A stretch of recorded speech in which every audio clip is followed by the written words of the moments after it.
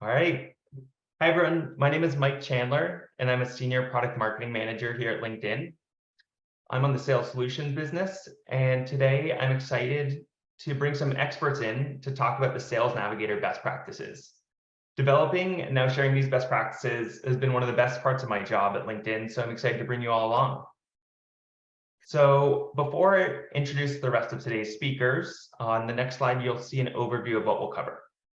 First, I'll provide a backstory of how these best practices were developed, and then a summary of each one. After that, Jaren and Morgan, my guests here today, will do a deep dive into how they personally leverage some of these to open up doors and close deals.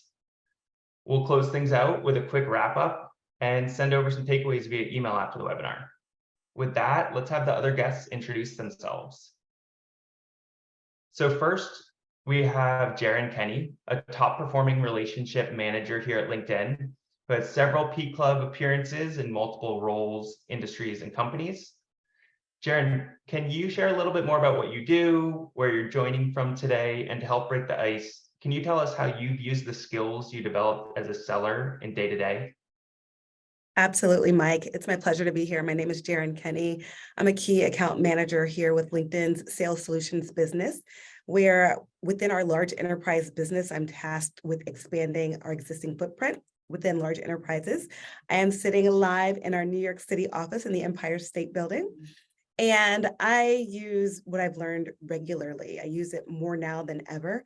I've been in client partnership, key account management, selling type roles for many, many years, and it's more crucial than ever.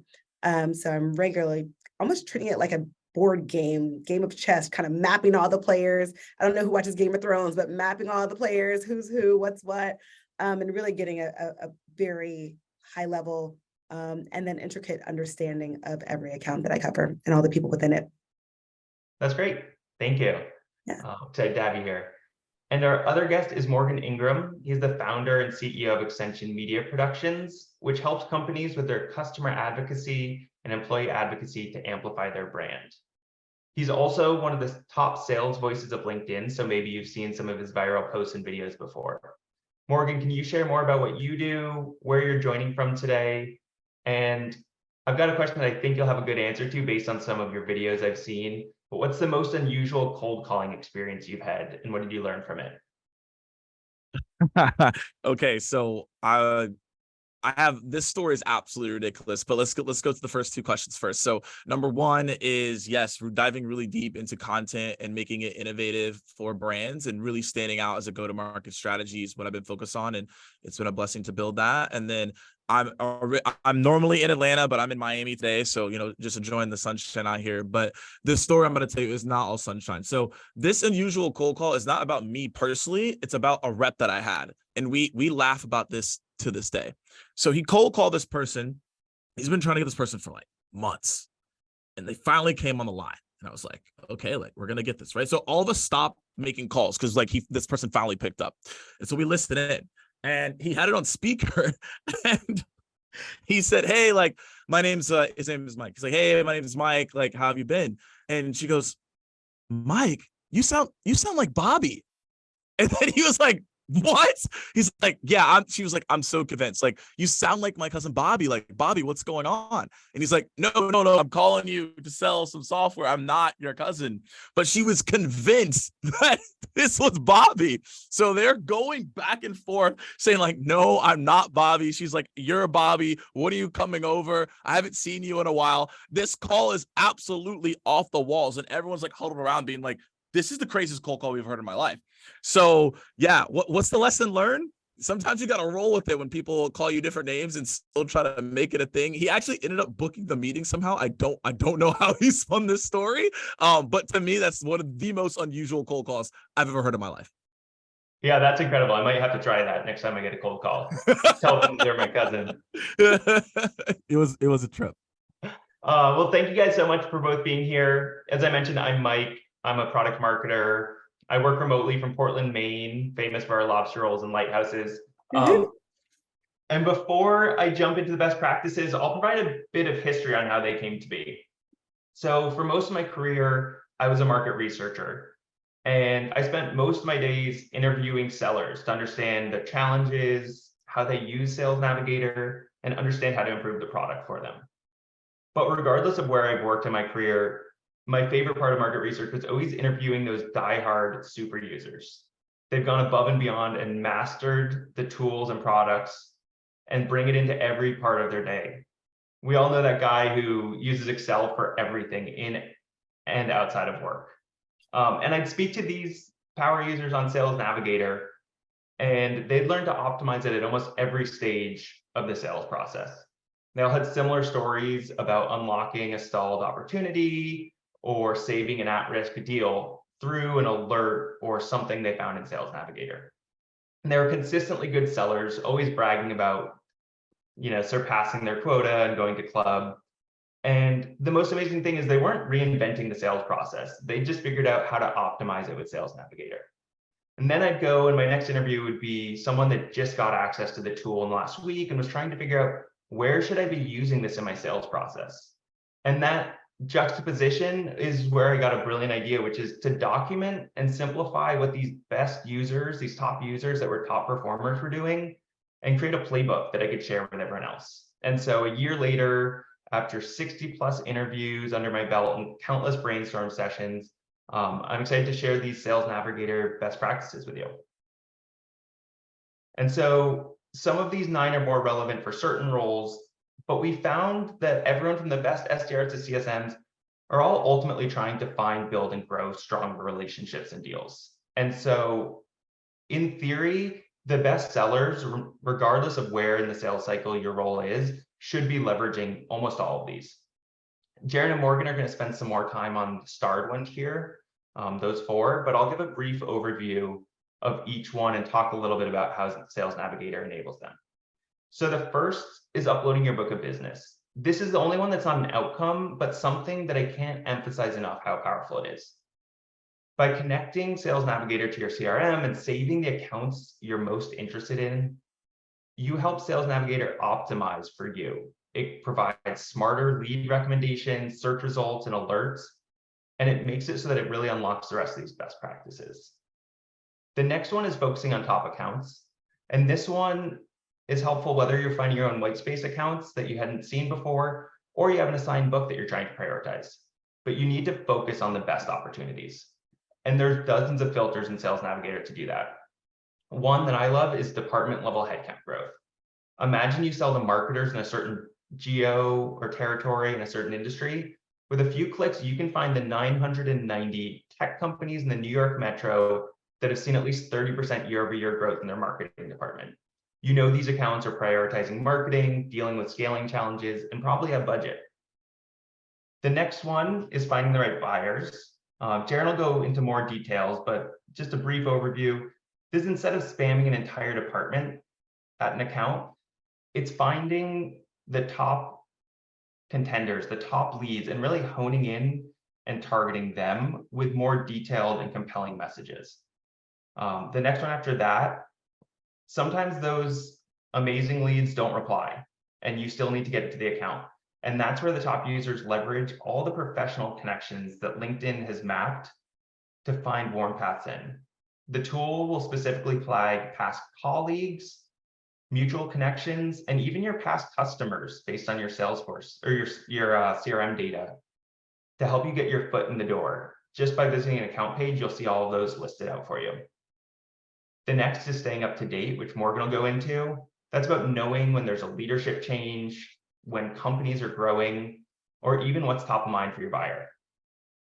After that is selling when buyers are ready. How many times have you heard, "I'm not in the market right now"? Sales Navigator doesn't just flag when an account is growing or there's been an acquisition, but for those with the advanced versions of the tool, it'll also tell you when buyers are visiting your company page or clicking on your colleagues' profiles, signaling that they're probably in the market. Next is discovering customer insights. As you may notice, there's a theme. These top sellers, they step back, they research, prioritize, and focus. Discovering customer insights is that research. It's figuring out ahead of your outreach and meetings, using Sales Navigator as a one-stop shop to find stats and insights like estimated revenue, hiring trends, company news, and we're constantly evolving to integrate more relevant and strategic insights about your accounts. Next, which we'll also hear from Morgan about, is personalizing outreach. We know from our in-mail data that those that send fewer but more thoughtful messages see higher response rates. So it's about personalizing outreach. And we've heard this anecdotally time and time again, that when you customize your message, you get responses. And then the last best practice before I hand it off is multi-threading. This pulls together a lot of these behaviors of doing your research and prioritizing. But with more complex buying committees these days, this is about not just sticking with one lead, but using Sales Navigator's account map to map out who are the key decision makers, who are your warm paths in, prioritizing a mix of these, doing your research, and building larger, reliable deals through these stronger connections. So I know I touched on each of these very quickly. So I'm excited to hand it off to Jaren to go deeper on how she personally finds the right buyers and finds warm paths in. Thanks so much, Mike. So there was a study run by HubSpot a while back, and they found that 40% of sellers said the hardest part or most dreaded part of their sales process is prospecting.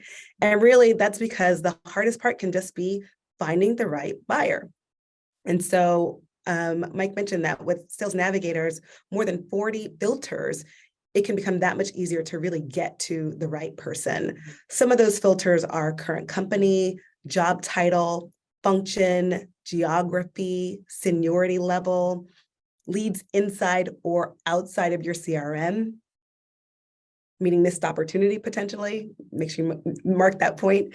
One of my favorite filters, though, is years at company.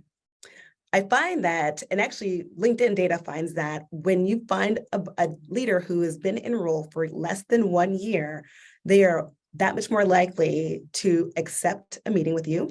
Because think about it, they're not worrying about FOMO or fear of messing up. They're not accepting status quo. They beat out competitors for this leadership role, which means that they sold leadership team on the fact that they're going to do something, they're going to make impact, and they're going to do something different. So that is your golden opportunity. And that's one of the filters available through Sales Navigator to really help you get to the right person fast. From there, it's not just filtering. It's like, okay, I found these people that I want to talk to, but what's my path in? Do you pick up and cold call like, like Morgan's former teammate, maybe? Hey, look. I hope you never get that. You could certainly try that. There's also something called Sales Navigator that you could use to really find out, okay, look at this it's something called Relationship Explorer that's within Sales Navigator that will map out the opportunity. What's my path in? How do I get there? That could mean former customers. That could be former colleagues. That could mean there's a team link introduction potentially available. And for those who, some of you may or may not know what Team Link is. Team Link essentially gives you, I won't say all the power, I won't be dramatic, but essentially it feels like it sometimes. And I have a fun story for you as well. But Team Link is where people within your company that you don't even know, like Mike's in Maine, I'm in New York, but we have team members in like Dublin, all over the world. So what Team Link will do is expose those connections to you that you don't have any way of otherwise knowing. To take it a step further, there's now executive Team Link available. And what that means is that those are people who could potentially make a warm introduction for you. I have such a fun story. I mean, the best stories are the ones where you win, right? So what recently, actually, one of our, a leadership team within our global accounts business, and a couple of folks that I know from the account team were working on a large global financial services firm, and they had it in pipe, deals move along, and suddenly the deal goes dark. Specifically, the most senior leader, who's the stakeholder getting this done, goes dark, and they're, I won't say freaking out. Again, I won't be dramatic, but it's getting kind of mind-boggling, especially when they're having forecasting conversations, et cetera. And one of the leaders looked into Relationship Explorer and found out that I am first degree connected, meaning directly connected to the senior leader who was driving this deal. And she reached out to me and I said, yeah, sure. The question is, okay, how well do you know him? And are you comfortable making an introduction? And I said, I actually know him well. We sit on a board together and have done so for at least the last 7 years. I know him, I know his wife, the whole story. So she says, are you comfortable reaching out? I say, of course. So I email him I don't even have his work email at this point because I know him personally. So I emailed him on his email. He didn't respond. So then I look at her email and I email him on his work email. He didn't respond. So then Sunday, I text him. I said, yo, don't embarrass me in front of my people. Where are you? And this is a very senior leader at a global organization. To people who are prospecting or to sellers, but I'm his friend and we're board colleagues.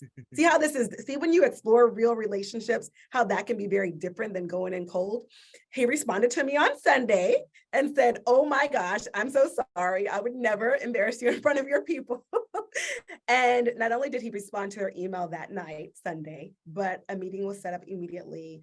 And fast forward, the deal got done, and it was such a meaningful deal that it was actually shouted out at one of our internal meetings about how material the expansion was. And I can't own the size of the growth, but certainly can feel pretty good about the leverage that Team Link can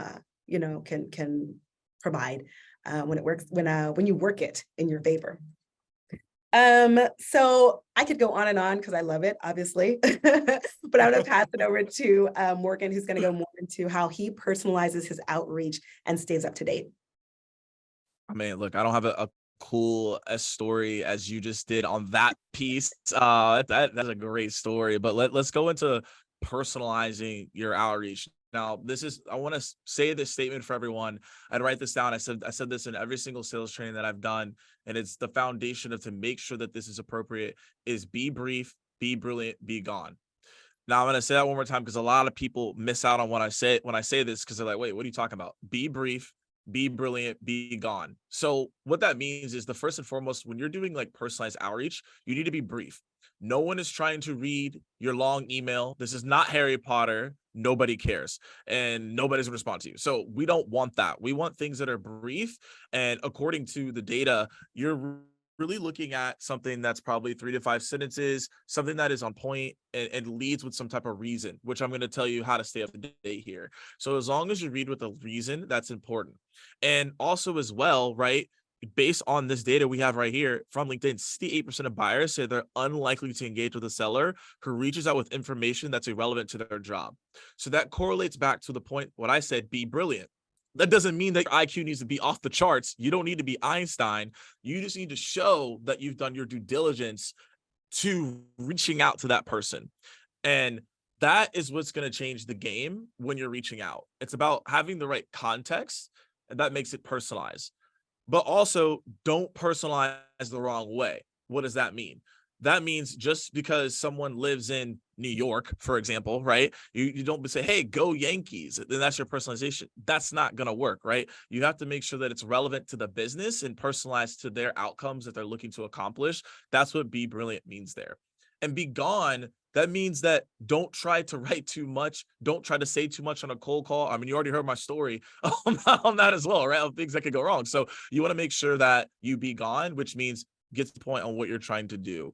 And when you look at personalizing your outreach, you definitely need to make sure that whatever you're doing, especially writing out an email, or in this case, an email, read it out loud. This sounds like really, really simple, but like this changes the game because you're going to read it out loud and realize that doesn't even sound like me. I would never respond to this. Great. So let's change that. Most emails that I think the 3 of us probably have received, you're like, who wrote this? Like, and no hate on. I'm just saying, like, you read it and it's like, if you read this out loud, you wouldn't have sent this, right? Like, this is absurd, right? So that's what you have to do when you're looking to personalize that outreach. Read it out loud. Make sure you know what you're doing. Make sure you're going about it. One thing that I like to call out here, in relation to doing all the things in Sales Navigator to send out your emails, for example, and doing that be brief, be brilliant, be gone. We're about to talk about staying up to date here in a minute, and we're going to go deeper into Sales Nav, but I'm going to go away from that real quick and talk about the LinkedIn platform. This is really important because when you're looking to personalize your outreach, you need to personalize the channel. What I mean by that is on LinkedIn, on the mobile device, you can send a video or a voice note. Now, make sure that when you do a video, right, don't be like in the middle of somewhere crazy. Don't be like in your bedroom and it's dark. Like, these are things that are not going to get you responses. All right. So y'all got to be careful with this. But the way that you get responses with a video or a voice note, It's following this framework. I call it the 10-30-10. Now, it's very simple because I did a lot of studies on videos and voice notes and found that the highest percentage of reply rates were from 45 to about 50 seconds. So that framework of saying, hey, my first 10 seconds, you're going to state the reason for this voice note in the video. I saw something on your website. I saw something on your LinkedIn profile. I found this in LinkedIn Sales Navigator, whatever that may be. Also, as well, the 30 seconds is that value prop. What are you bringing as an offering to that individual on why they would invest into whatever you are looking to give them? And then the last 10 seconds is a call to action. You can do this however you want, but I found that the interest call to actions are the best. Would you be open to learning more? Are you open to having this conversation next week? Would you be opposed to a conversation? These are different things that you can test and try. I'm giving you examples of what you can do.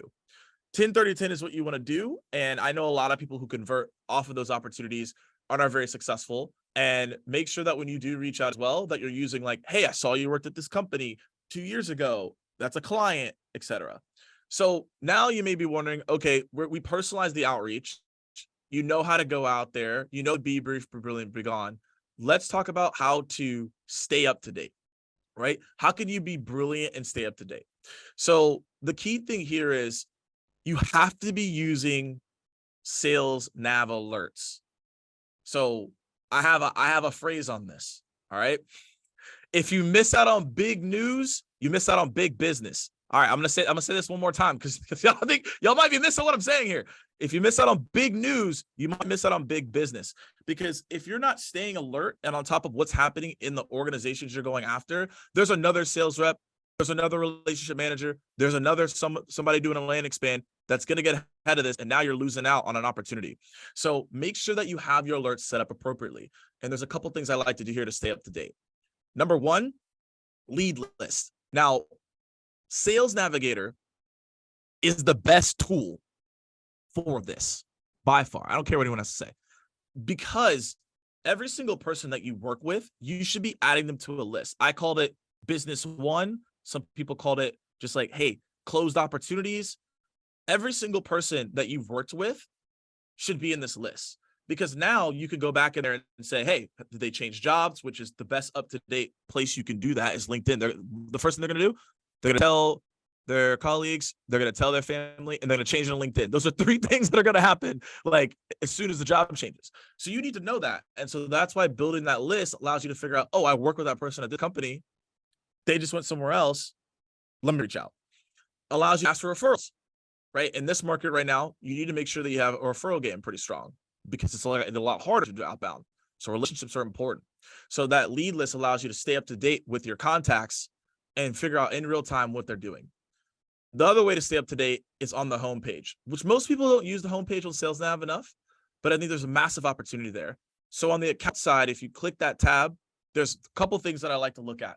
So number one thing I like to look at is the account growth. That means every single account that you've saved inside of Sales Navigator, it's going to show you how much the account has grown. 15%, 30%, 45%.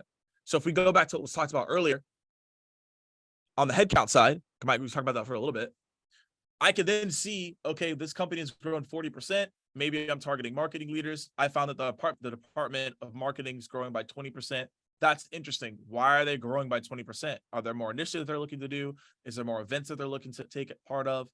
These things become more interesting, right? So then I can tap into that.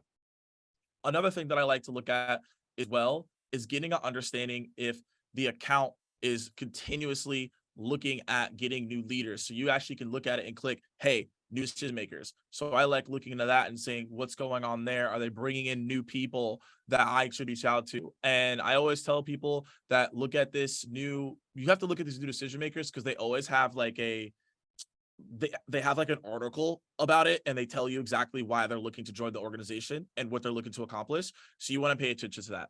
And then on the lead side, my favorite one is lead engagement. So these are all the leads that have viewed your profile. And LinkedIn is the only platform that allows you to see who's viewed your profile. And in some ways, that's really good, because I don't want to know about the other platforms looking at my profile. It can get crazy out here. But for LinkedIn, this is great, right? Because now we can find new people, new opportunities. We can see who's trying to engage with us. And this is a great way to stay up to date and then do this personalized outreach. So making sure that you're using Sales Nav as your digital Rolodex. Now that you're using Sales Nav as your digital Rolodex and LinkedIn, it's going to allow you to have this personalized outreach while you're reaching out on LinkedIn or other mediums that you're looking to contact people. Yeah, I love that. So many good frameworks too. Be brief, be brilliant, be gone, the 10-30-10. But yeah, I love this. I mean, like, both of you are clearly these power users that have learned the ins and outs and where to find these tips and tricks. So I appreciate you sharing that. Before we go, I just want to thank you both for sharing all these stories. I think it's really powerful. It's a lot of what I heard in the interviews and tried to bring into the playbook that I'll talk a little bit about. But there's so much you can do in Sales Navigator. And so it can be hard to know when should I be using Sales Navigator in my sales process. And so hopefully these best practices provide a little bit more clarity. And while these are great, I think one of the biggest learnings, and you can hear it in the way that Morgan and Jaron talk about the features, one of the best ways is to really get into the product. So set yourself up for success by uploading your book of business and saving searches, playing around with the search filters, finding what you think works for you. And then get familiar with some of the learning content. So there's a whole learning center that you can access if you click the question mark at the top. There's a lot of influencers putting out content. There's a lot of content from Morgan that will help you figure out these tips and tricks and figure out where to bring it in. And then of course the best practices playbook. So this has kind of mapped out these 9. It goes deeper on each one. It's got tips, includes tips for managers to help enable your team to use Sales Navigator and get more value from it. And so we'll share out a link to that to everyone that's attended today. But with that, I want to give a big thanks again to Morgan and Jaron for sharing their experiences and tips, to Amari and Kira for helping make this webinar happen, and to everyone who joined today, setting aside valuable time to learn and grow as sellers. So we hope you took away a few lessons from this. Thank you. Awesome. Thank you. Thanks both.